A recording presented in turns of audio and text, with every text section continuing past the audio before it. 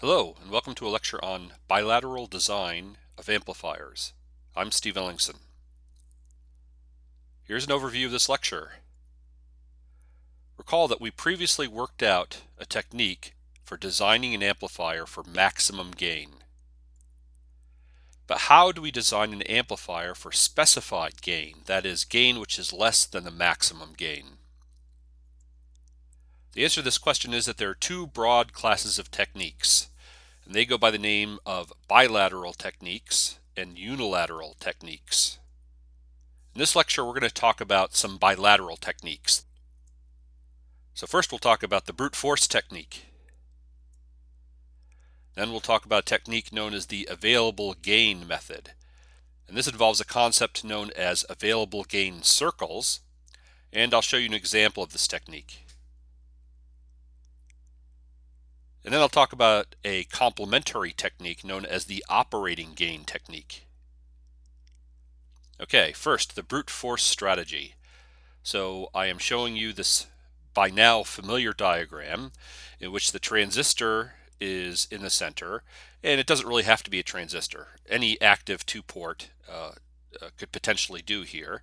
Recall this is described in terms of its S parameters, and we have an input matching network, an output matching network, a reflection coefficient corresponding to the output of the OMN when it is terminated at the input by the proper impedance, and the input reflection coefficient of the output matching network when it is properly terminated by the specified impedance. And recall that these reflection coefficients are really just surrogates for the source and load impedances, Z sub S and Z sub L. It's just that it frequently turns out to be more convenient to do this in terms of reflection coefficients and then convert them back to these impedances using the reference impedances for which the S parameters were calculated. So that's all just to remind you. Now, the brute force strategy. First, recognize that every possible answer consists of a value for gamma sub S and a value for gamma sub L. In other words, any particular gain that we would like to achieve will be represented by some possible value of gamma sub S and some value of gamma sub L. Now, gamma sub S and gamma sub L are complex, so that's just four parameters, two complex values, and we know that these should lie inside the unit circle. So recall we have the Smith chart here, and there's the unit circle. Every reasonable value of gamma sub S and gamma sub L should lie within the unit circle. So every possible solution to this problem is contained within the unit circle. So in principle, we can do a brute force search, hence the name, of every possible complex value inside this circle and check it out and see how we like it and choose the best one. Now for each one, we would want to check the stability, because if it's unstable, we probably don't want it. And if it is stable, then we can calculate the TPG. And we can keep a record of stability and TPG as a function of the gamma S and gamma L that we check, and then choose the one that we like the best. In other words, the one that gives us the desired TPG. Now this is entirely feasible, in fact entirely practical, and I would say fairly commonly done. The issue here is it really doesn't yield much insight into the problem. In other words, in this hunt for gamma sub S and gamma sub L, you find some answer that meets your criteria, or rather your computer does, but it really doesn't tell you much about what the options are or how to make adjustments to those parameters. And that's frequently an issue because typically the values of gamma sub S and gamma sub L that you find using this method result in impedance matching networks which have undesirable characteristics, in which case you're going to want to make some compromise here, and you really don't have much insight into how to make those adjustments later. So that's the disadvantage of this method. So it's useful to have a more elegant, that is a more direct approach to a solution that gives us some information that we can use to then make adjustments. And one such technique is known as the available gain technique, or the available gain strategy. So once again, I'm showing you the IMN transistor OMN lineup. So first we require that the transistor be unconditionally stable. If it's only conditionally stable, it's not clear that anything we're going to do here will work. And so it's important to do this check first. Now, you could consider doing the procedure, getting a solution, then checking to see if that particular solution is stable. That's iffy. And the reason that's iffy is because with actual tolerances and component values and actual uncertainties in the circuit, you may end up with an actual situation which is unstable. So I would strongly recommend not waiting until the end of the solution to consider whether it's stable or not. I would not consider this technique unless you know for a fact it's unconditionally stable. If it's only conditionally stable, the brute force solution may be a better approach. So an available gain solution, gamma sub L is conjugate matched to the output embedded reflection coefficient. In other words, what we see looking this way when we have an appropriate IMN and a specified impedance. Now, what is an appropriate IMN? Well, it is one in which gamma S is selected to give us the gain that we want. So we're going to use the IMN to mismatch the input, reducing the gain to the desired level. Now, in fact, what you're going to see here is we have a trick that tells us what the value of gamma S should be first, and then we determine what gamma L is, because then we know what gamma out should be. But the concept is that we're going to conjugate match the output and then mismatch the input to achieve the desired gain. So here's the available gain concept. There is a quantity known as available gain, G sub A. And G sub A is, by definition, the power delivered to a conjugate matched load relative to the power available from the source. In other words, the available gain is the TPG when the load is conjugate matched for a specified source impedance.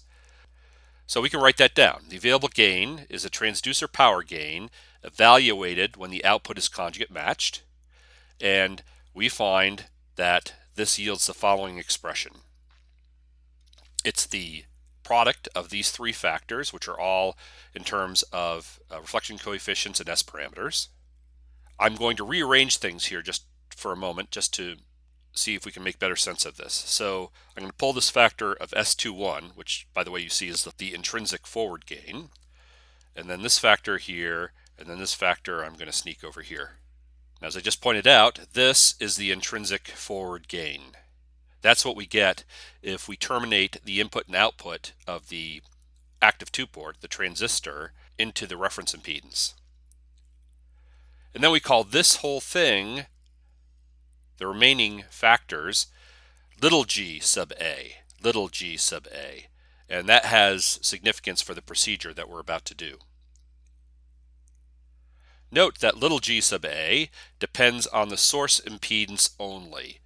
Right, here is Z sub S, here's S11, and gamma sub out depends only on gamma sub S. So G sub A depends only on the source impedance. In other words, this expression is the TPG when we've conjugate matched the output, so the output's constrained. So we can write the available gain now as this parameter little g sub A times the intrinsic forward gain. Now, available gain circles. These are the things that allow us to come up with an elegant procedure that gives us an available gain solution. So once again, here's available gain equals little g sub A times the intrinsic forward gain. An available gain circle is a locus of values, that is all values, of gamma sub S for which this parameter little g sub A is constant. So once again, think in terms of the Smith chart, or in the Smith chart domain. I've got a map here of gamma sub S. So the real part of gamma sub S is on the horizontal axis. The imaginary part of gamma sub S is on the vertical axis. It turns out that if I want to see all the values of gamma sub S that give me the same value of constant little g sub A, they fall on a circle. And that circle has a center, which we will define using the variable C sub A, and a radius, which we define using the variable R sub A. And guess what? We have equations for these things. For example, we know that C sub A is given by this expression, which is entirely in terms of S parameters and little g sub A. Now, where did this come from? That's a relatively complicated derivation. My suggestion is, if you are interested, and I hope you are, is to look at the derivation in Gonzalez 1997. And that should be a reference I've already provided. So if you'd prefer not to grapple with the mathematics that's required to derive this equation, and that's understandable, that's no problem. You just have to know how to use these equations, and you should have some idea of what's going on here. Here's the equation for the radius of the circle. You'll see again it's given in terms of S parameters, little g sub A, and also the Rowlett stability factor. So now you see another reason why we like the Rowlett criteria for stability. If we compute that at the beginning, we'll already have K. If we use the Edwards-Sinsky method, then we have an additional step to do here. Continuing this idea of available gain circles, once again I'm showing you a map of gamma sub S, and then all the circles of constant big G sub A. What one finds is that as you increase the available gain, that corresponds to circles which get smaller and smaller. The trick here is to select gamma sub S to simplify the matching network design, because you have all these choices for gamma sub S, right? In other words, if you want a certain value of G sub A, you could choose that value, you could choose that value, you could choose that value, you could choose that value, you could choose that value. All these values give you the same TPG, but represent different input matching networks. Now, this is one of the reasons why the Smith chart is so popular in RF engineering, is because if you understand the Smith chart, you can quickly grasp the relative merits of these points. Let's do an example. In this example, we have a specified input impedance of 50 ohms, a specified output impedance of 50 ohms, a bipolar transistor in common emitter configuration. We'll have a frequency of 1.5 gigahertz, so in L band. A reference impedance for which the S parameters are computed, 50 ohms, and then here are our S parameters.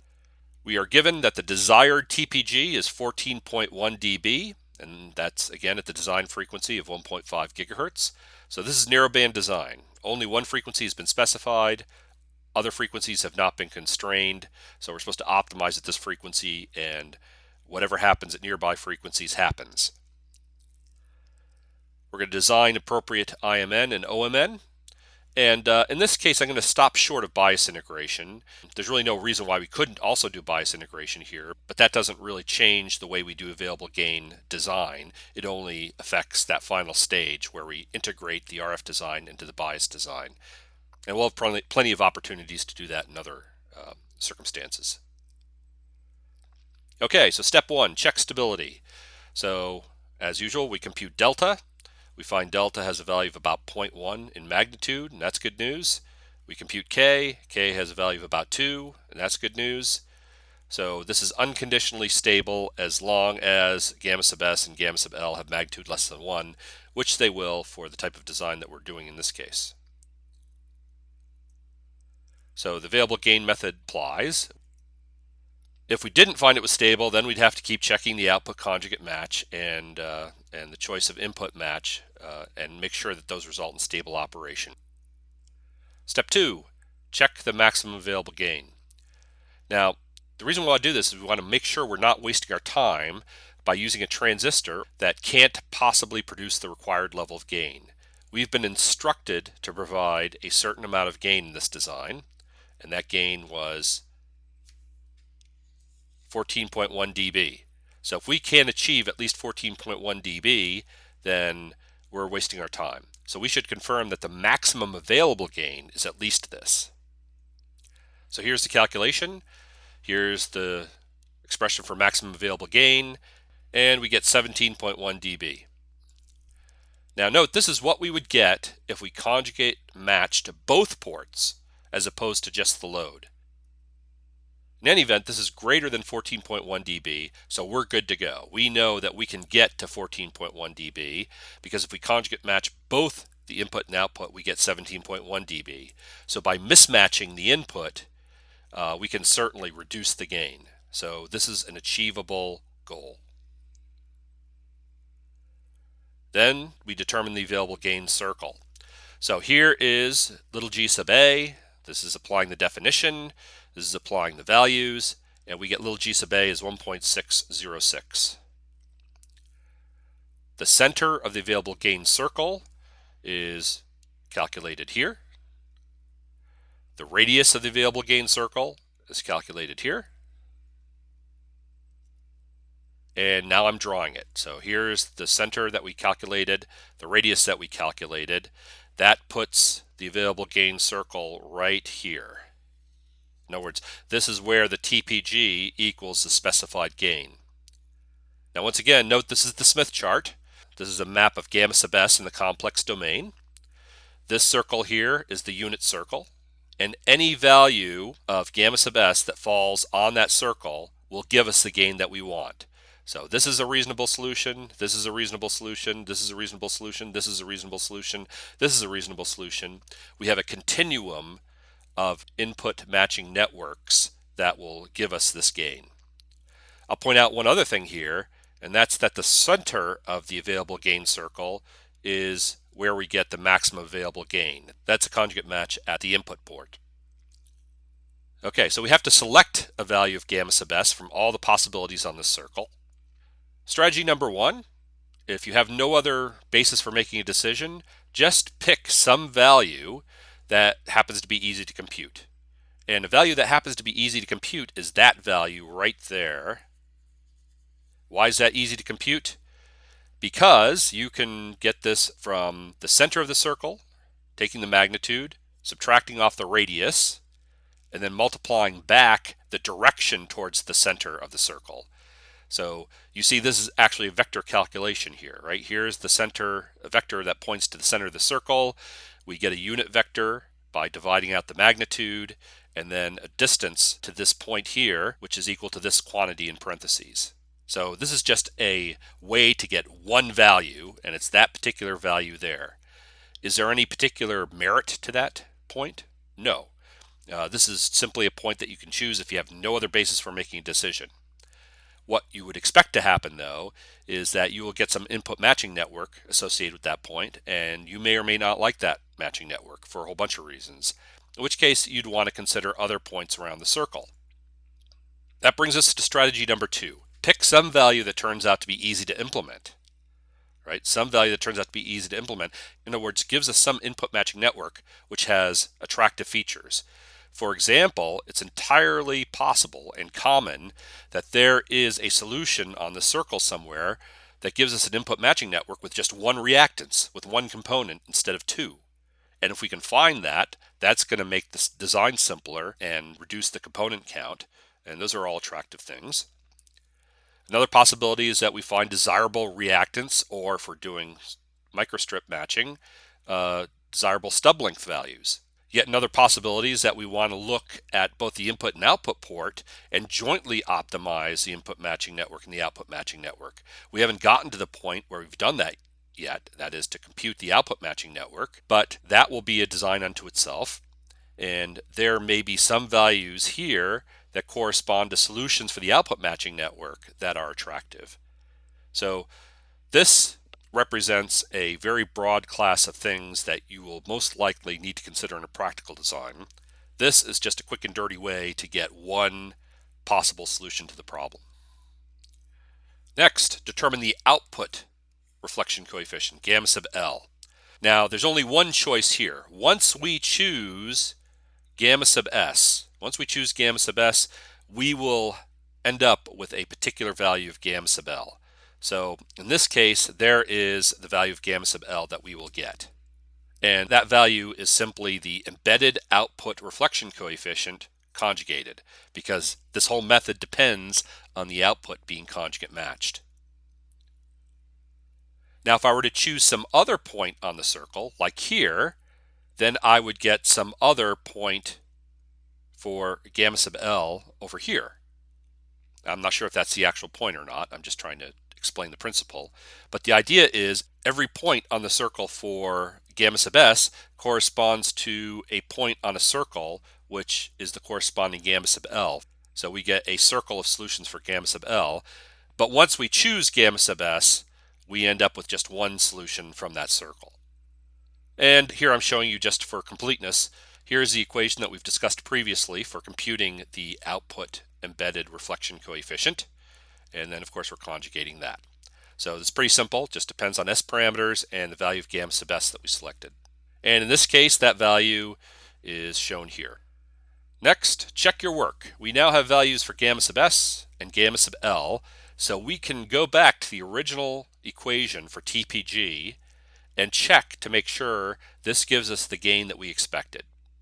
So this is an important step, and it's important to do because there's a lot of steps to get to this point, and it's easy to make mistakes at any one of those steps, and you want to make sure that the values of gamma S and gamma L you've come up with then are correct ones. And so here's a very straightforward check to do. Just evaluate. So we plug in our values of gamma sub S and gamma sub L into this expression, and you will find that we get 14.1 dB, which is the specified TPG. So we've done the solution correctly. Okay, we're done with available gain. Now it's back to this task of designing input and output impedance matches. We have gamma sub S, we have gamma sub L, so it's simply a matter of finding Z sub S and Z sub L that correspond to that, and then designing the impedance matching networks. So here they are. Here's the calculation for Z sub S given gamma sub S. Here's the calculation for Z sub L given gamma sub L. You'll note that both these values are complex, as they typically are. I'll point out that if we had chosen gamma sub S differently, we might have ended up with a completely real or completely imaginary value of Z sub S here, which might have simplified the matching network, and that would be one reason for playing around with this value. However, whatever we do here will change this, might make this worse.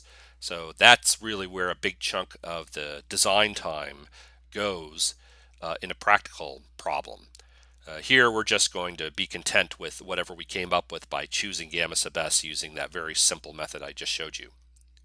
In any event, we're going to have to come up with complex to real matches, and we're going to have to do that twice, once for the IMN, once for the OMN.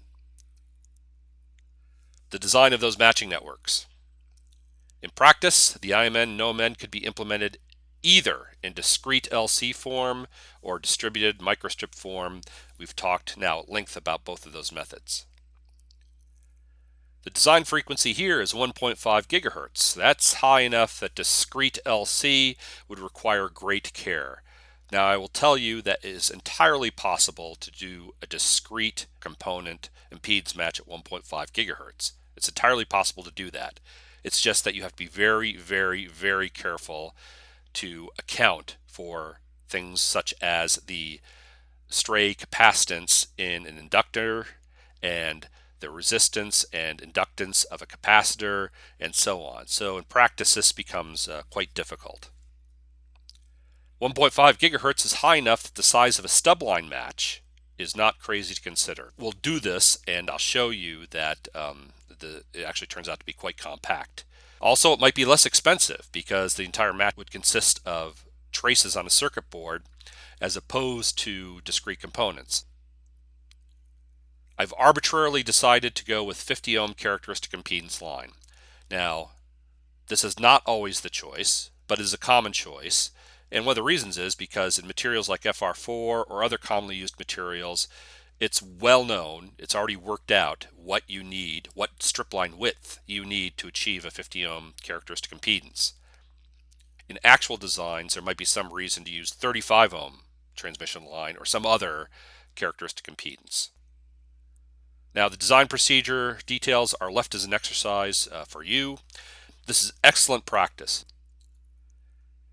In any event, here's my solution. So here is my common emitter transistor. Here is my input matching network. It consists of a primary line, which is 0.02 wavelengths, and an open circuited stub, which is 0.083 wavelengths. Over on this side, here is the output matching network. It consists of a primary line that's about 0.1 wavelengths long and a short-circuited stub, which is 0.181 wavelengths long. Now, as I said at the beginning, I'm not going to consider the bias, so I'm simply indicating the fact that there would be some bias interface at the three terminals of the transistor. But what I do need to consider is how to block the bias from the input and output. This disappears at DC, right? At DC, this is just a short circuit through here, and this is just an open circuit. So all I need at DC is some capacitor which will block DC. At the output, I have a short-circuited stub.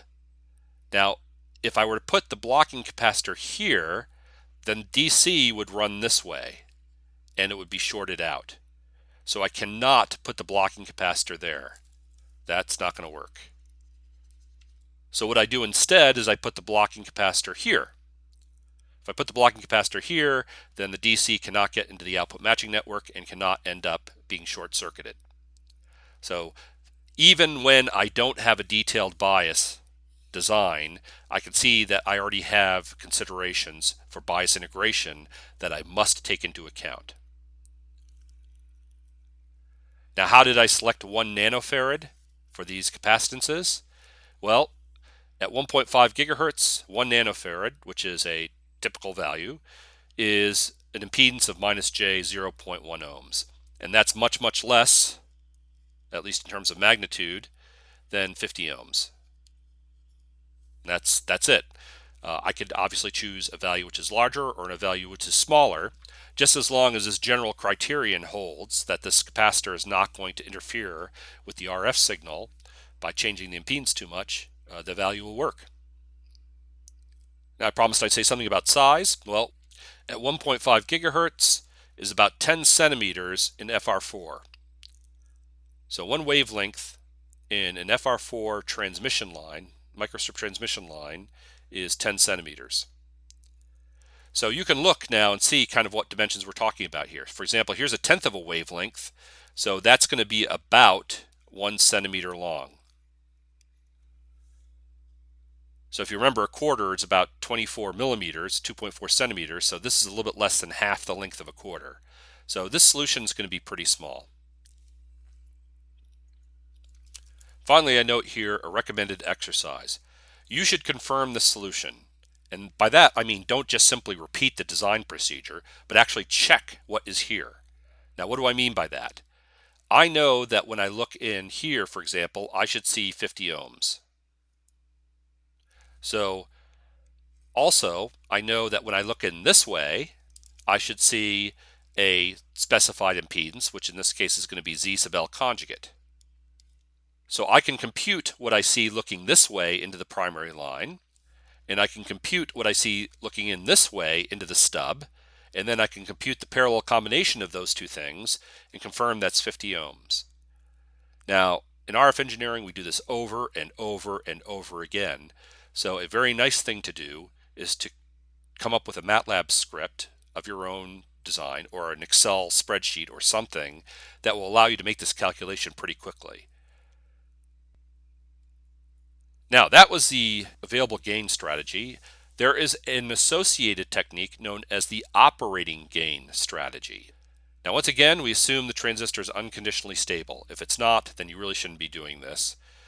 You can do it, but you have to be very, very careful, and you have to check your work over and over again to make sure you're not doing something that gets even close to an unstable solution. In the operating gain strategy, you use the IMN to conjugate match the two-port input. So the operating gain method, here gamma sub S is conjugate matched to the embedded input reflection coefficient. And then you use the output matching network to set gamma sub L. So this is exactly the opposite of what we did for the available gain method. In the available gain method, we used gamma sub S to dial in the right gain. In the operating gain method, we use gamma sub L to dial in the right gain. Now, how do we actually do this? It's completely analogous to the available gain strategy. There are such things as operating gain circles, and you can easily look up the expressions for the centers and radii of these circles. The method is completely analogous to available gain. So why do we have this method, operating gain, if available gain works? Well, an operating gain method gives us a completely different set of solutions. And sometimes the matching networks that we get out of these solutions are simpler or simply better in some other respect. And by doing both, you have an increased chance of finding the best possible solution. So now let's take stock of where we are in terms of designing amplifiers to achieve gain requirements. Let's just summarize what we know. We've got this class of techniques known as bilateral design. The first bilateral method that we looked at was maximum gain. That's simultaneous conjugate matching, and I showed you an example of that. Another method for bilateral gain is specified gain by brute force, and I showed you that at the beginning of this lecture. And this is particularly useful, especially if the transistor is not unconditionally stable. Yet another technique, specified gain using the available gain method, and I showed you an example of that. And then specified gain using the operating gain method. I did not show you an example, but the technique is very, very similar. Now what's coming up is unilateral design. Unilateral design is an approach which simplifies the process of design even further. What unilateral means, you will recall, is that the intrinsic reverse gain is zero. Now this is not normally true for transistors, but for many transistors this is small enough that we can make the assumption, and as long as we're careful, we can come up with a reasonable design under that assumption. The advantage of making this assumption is it allows us to optimize the input and output matching networks separately, because in all these techniques we had to consider both the input and the output simultaneously. We couldn't do one and then the other. But for unilateral design, we will see it turns out you could do both independently. In other words, you can use the input match to achieve a certain amount of gain, and the output match will contribute a certain amount of gain. This concludes this lecture on bilateral design of RF amplifiers.